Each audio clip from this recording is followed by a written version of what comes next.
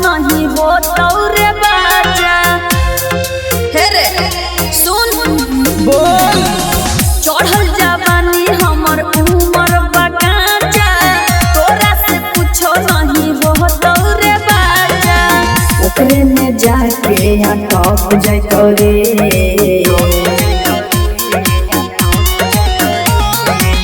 मरबो त एक बित्ता फट जैतौ गे छौड़ी, मरबो त एक बित्ता फट जैतौ गे। अच्छा सही रे हाँ गे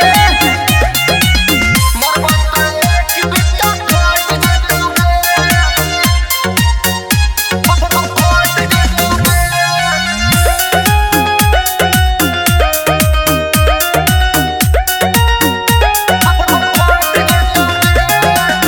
चढ़ल जवानी हमर होतौ न काबू, कुछ दिन अउरी दूध पी ले रे बाबू। ए बाबा की गे सुना साइज छोट लेकिन हकौ छौड़ी मोट गे, 5 मिनट में कर लग मिलो टपोट गे। ओकरे में जाके या टॉप जैतो रे, मरबो त एक बित्ता फट जैतौ गे छौड़ी, मरबो त एक बित्ता फट जैतौ गे। अच्छा सही रे हाँ गे मरबो त एक बित्ता फट जैतौ गे, नमूना रिकॉर्डिंग स्टूडियो राजगीर।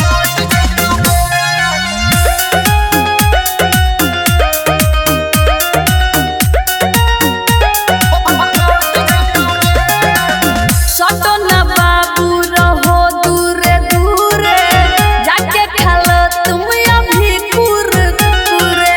ए बाबा सुना हकौ बिहार नहीं रहतौ गे दूरे, अच्छा। यहाँ के लइका लगतौ लाठी से उरे। ओकरे में जाके या टॉप जैतो रे,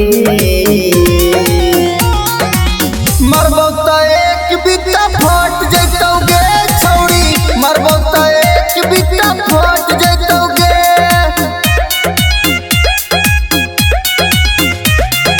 चल हट। नमूना रिकॉर्डिंग स्टूडियो राजगीर।